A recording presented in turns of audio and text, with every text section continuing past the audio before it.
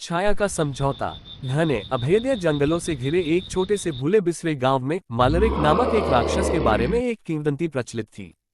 गांव वाले धीमी आवाज में उसका नाम फुसफुसाते थे, कसम खाते थे कि वह किसी भी इच्छा को पूरा कर सकता है, एक कीमत के लिए।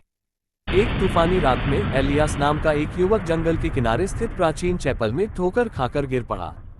उसका परिवार भूख से मर रहा था, उसके खेत बंजर थे और उसका कर्ज बहुत ज्यादा था। हताशा ने उसे अकल्पनीय काम करने के लिए मजबूर कर दिया। मालरिक, एलियास ने फुसफुसाते हुए कहा, उसकी आवाज कांप रही थी। मैं तुम्हें बुला रहा हूं। चैपल की मोमबत्तियां पूरी तरह बुझने से पहले बेतहाशा टिमटिमा रही थीं। कमरे में एक ठंडा दमघोंटू अंधेरा छा गया। फिर शून्य से दो चमकती हुई लाल आंखें उभरी। तुमने मुझे नश्वर कहने की हिम्मत की। आवाज गहरी और गूंजती हुई थी, जैसे मृत्यु घंटा बज रही हो। इलियास घुटनों के बल बैठ गया। कृपया, मेरा परिवार कष्ट में है। मैं उनकी सुरक्षा और समृद्धि के लिए कुछ भी करने को तैयार हूं। मालरिक ने ठहाका लगाया, उसकी आवाज पत्थर पर सूखे पत्तों के रगड़ने जैसी थी। कुछ भी, यह एक खतरनाक शब्द है। बिना किसी हिचकिचाहट के एलियास ने सिर हिलाया। कुछ भी। राक्षस ने अपना पंजा आगे बढ़ाया और कहा, तो फिर हमारा समझौता हो गया। एलियास ने खून से समझौते पर हस्ताक्षर किए और वादे के मुताबिक उसकी जिंदगी बदल गई। उसके खेत सुनहरे गेहूं से लहलहा उठे, उसका परिवार स्वस्थ और खुशहाल रहा और उसने अकल्पनीय धन अर्जित किया। गांव के लोग उसका आदर करने लगे और उसे देश का उद्धारकर्ता कहने लगे। लेकिन जैसे जैसे साल बीतते गए, एलियास बदलने लगा।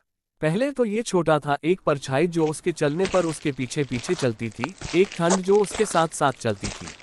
फिर आईने में उसका प्रतिबिंब बदलने लगा, उसकी आंखें अंधेरे में हल्की लाल चमकने लगीं। एक रात मालरिक एलियास के बिस्तर के नीचे प्रकट हुआ। तुम्हारा समय आ गया है, राक्षस ने कहा, उसकी मुस्कुराहट में तीखे दांतेदार दांत दिख रहे थे। मैंने तुम्हें वह सब कुछ दे दिया जो मेरे पास था।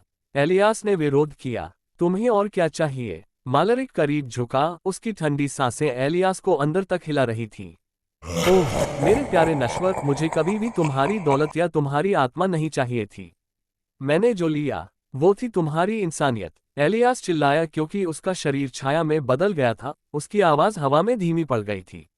सुबह तक वह चला गया था और ग्रामीणों ने चैपल की खिड़कियों को एक भयानक लाल रोशनी से चमकते हुए पाया। उस दिन के बाद से जंगल में एक नई छाया घूमने लगी, एक ऐसी आकृति जिसकी आंखें लाल थीं और जो छाया संधि के चक्र को दोहराने के लिए हताश लोगों को लुभा रही थी।